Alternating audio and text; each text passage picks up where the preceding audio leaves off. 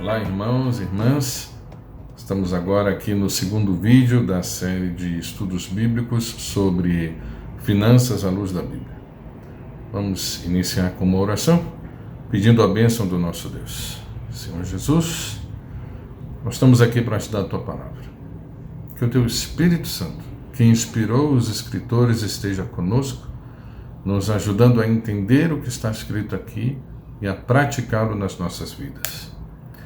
Lembra-te, Senhor, dessa situação, desse vírus, Senhor, no nosso país, em outros países. Entra com a Tua mão de misericórdia, Senhor, nos ajudando, nos livrando, segundo a Tua boa vontade. Oramos e agradecemos em nome de Jesus. Amém.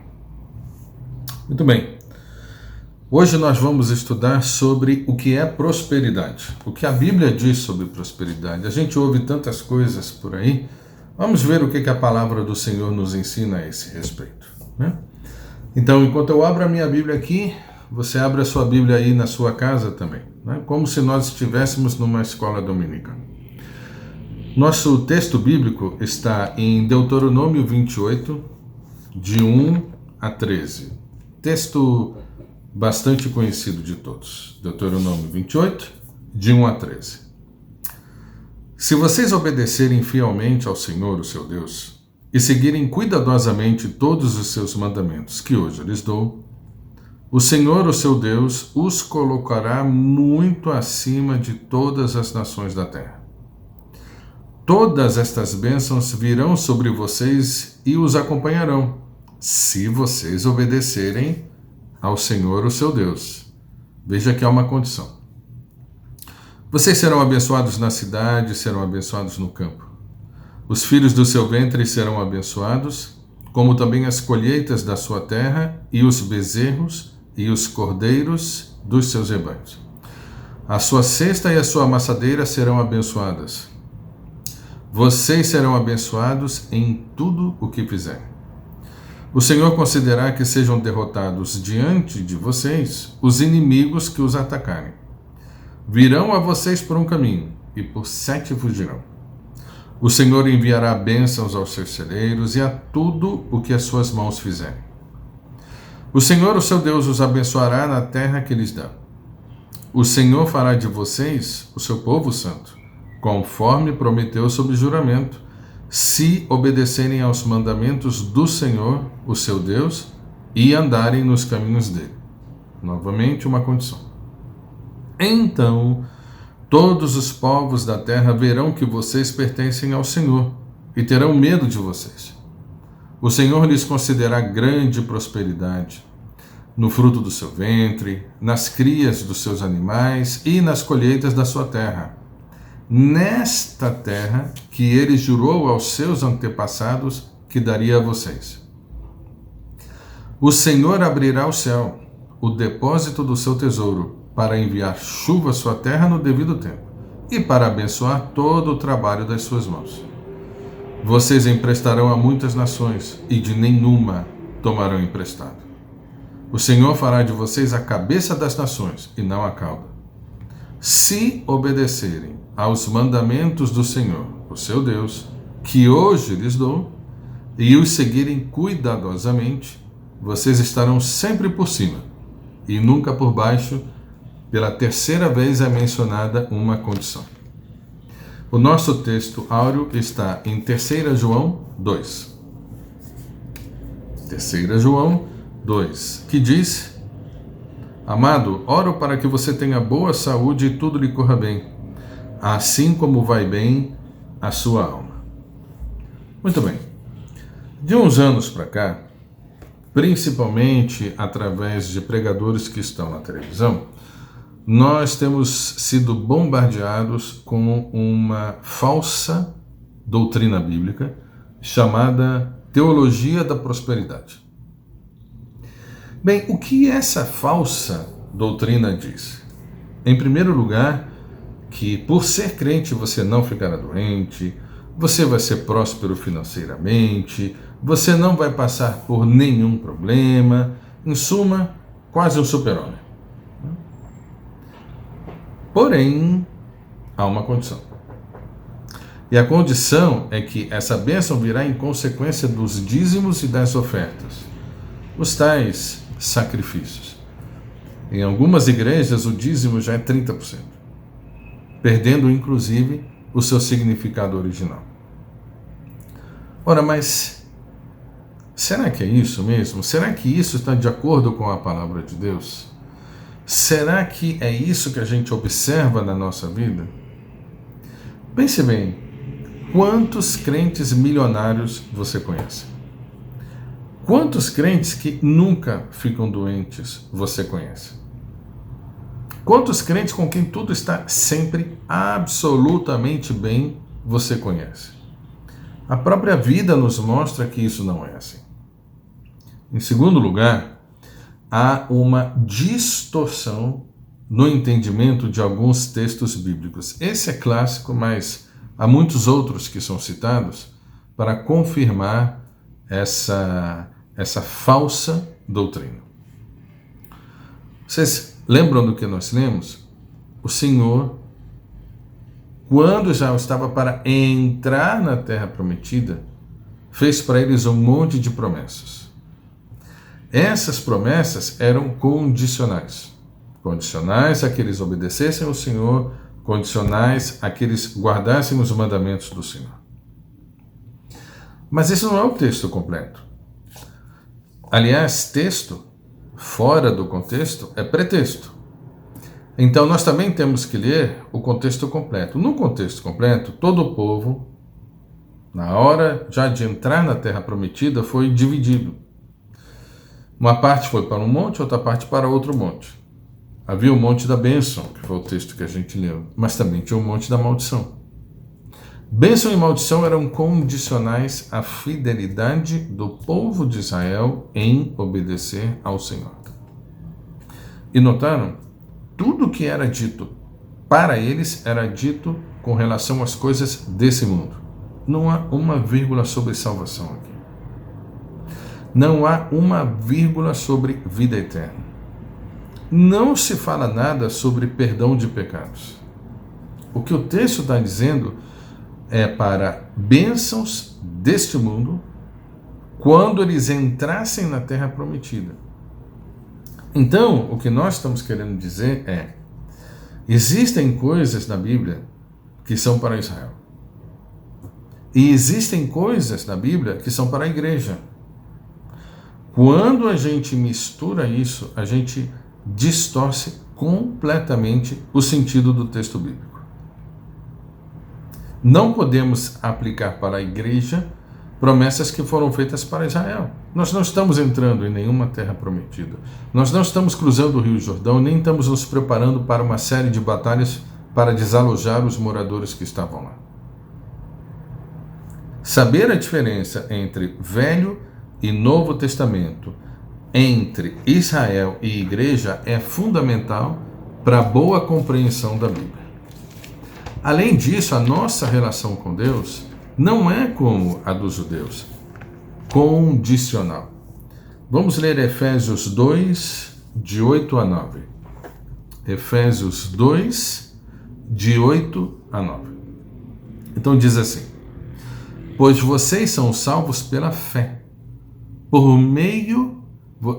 pois vocês são salvos pela graça, por meio da fé. E isso não vem de vocês, é dom de Deus, não por obras, para que ninguém se glorie. Graça. A nossa relação com Deus é baseada na graça. Graça significa favor e merecido. É como se você devesse dinheiro a uma pessoa e ela pegasse a nota promissória e rasgasse e dissesse para você: você não precisa me pagar nada. Isso é graça. Graça é receber o que nós não merecemos. Não há condições aqui. Graça. A única coisa que nós temos que fazer é crer em Deus e nos arrependermos dos nossos pecados. O resto é graça. Graça. Graça. Não há nenhuma condição no relacionamento com um Deus no Novo Testamento. Além disso, existe um outro risco também que o apóstolo Paulo advertiu o seu discípulo Timóteo, em 1 Timóteo 6, de 3 a 10. 1 Timóteo 6, de 3 a 10. Veja o que a palavra de Deus está dizendo aqui. Se alguém ensina falsas doutrinas e não concorda com a sã doutrina do nosso Senhor Jesus Cristo e com o ensino que é segundo a piedade, é orgulhoso e nada entende. Esse tal mostra um interesse doentio por controvérsias e contendas acerca de palavras que resultam em invejas, brigas, difamações, suspeitas malignas e atritos constantes entre aqueles que têm a mente corrompida e que são privados da verdade. Quem são essas pessoas? Os quais pensam que a piedade é fonte de lucro, ou seja, que a religião é um objeto para dar dinheiro. De fato, a piedade com contentamento é grande fonte de lucro, pois nada trouxemos para este mundo e dele nada podemos levar. Por isso, tendo o que comer e com que vestir-nos, estejamos com isso satisfeitos. Veja como a sã doutrina bíblica fala exatamente o oposto da doutrina da teologia da prosperidade. A piedade com contentamento. Deus cuida de mim. Deus cuida de mim. Eu posso me contentar. Não quer dizer que eu não vou batalhar para ter coisas melhores. Não quer dizer que eu não vou estudar para poder ter um emprego melhor. Não quer dizer que eu não preciso administrar o meu dinheiro com sabedoria. Não é isso. Mas é aquela tranquilidade, aquela paz do coração de saber que Deus está conosco. Os que querem ficar ricos, veja a advertência, caem em tentação, em armadilhas e em muitos desejos descontrolados e nocivos, que levam os homens a mergulharem na ruína e na destruição. Pois o amor ao dinheiro, veja, não é o dinheiro. Dinheiro compra remédio para pobre e compra armas. Dinheiro ajuda viúvas e compra drogas. Dinheiro constrói e destrói. Não é o dinheiro. O amor ao dinheiro é a raiz de todos os males. E algumas pessoas, por cobiçarem o dinheiro, desviaram-se da fé e se atormentaram com muitos sofrimentos. De quem nós estamos falando aqui? De crentes. Pessoas que um dia conheceram o Senhor e acabaram se desviando da fé e se atormentando com muitos sofrimentos. Por quê? Porque amaram o dinheiro. Afinal de contas, o que é, então, a prosperidade bíblica, se não é nada disso que a teologia da prosperidade fala? Nós podemos abordar a prosperidade bíblica em dois aspectos. O primeiro, suprimento de necessidades. Vamos para Mateus 6, 31 a 33. Nós também lemos esse mesmo texto na nossa aula de ontem. Mateus 6, 31 a 33. Portanto, não se preocupem, dizendo o que vamos comer, ou o que vamos beber, ou o que vamos vestir, pois os pagãos é que correm atrás dessas coisas. Mas o Pai Celestial sabe que vocês precisam delas. Busquem, pois, em primeiro lugar o reino de Deus e a sua justiça, e todas essas coisas lhes serão acrescentadas. Acrescentadas, a gente vai receber. Receber de quem? Do nosso querido Pai Celestial, que nos ama, que sabe do que a gente precisa e que cuida da gente. Uma segunda forma de compreendermos a prosperidade bíblica é como sendo capacitação divina para cumprirmos a sua vontade. Vamos para Gênesis 39, ver o exemplo de José, quando ele estava no Egito. Gênesis 39, versículos de 1 a 4. José havia sido levado para o Egito, onde o egípcio Potifar, oficial de Faraó e capitão da guarda, comprou-o dos ismaelitas que o tinham levado para lá. Você se lembra a história? José foi traído pelos seus irmãos, vendido como escravo para um povo estrangeiro, os egípcios, afastado completamente da sua família, perdendo tudo que ele tinha. Versículo 2: o Senhor estava com José, de modo que este prosperou e passou a morar na casa do seu senhor egípcio. Ele passou a ser um escravo doméstico. Quando este percebeu que o Senhor estava com ele e que o fazia prosperar em tudo que realizava, agradou-se de José e tornou-o administrador dos seus bens. Potifar deixou a seu cuidado a sua casa e lhe confiou tudo o que possuía. Vendido como escravo pelos próprios irmãos em terra estrangeira, longe da família, o Senhor estava com ele. E mais, tudo o que ele fazia prosperava. Isso é a prosperidade bíblica. É Deus conosco. É Deus conosco, irmãos. Não é o desespero por ter dinheiro, não é o amor pelas coisas desse mundo, não é idolatrar o dinheiro, né? Jesus nos advertiu contra o Deus Mamon, o Deus das riquezas. A gente tem que escolher, segui-lo ou seguir a Jesus. Por isso, quando a gente prega ou ouve a Bíblia de uma forma distorcida, a gente se acumula de desapontamentos e decepções, porque o que está escrito não é o que está sendo dito, não é aquilo em que estamos colocando a nossa confiança.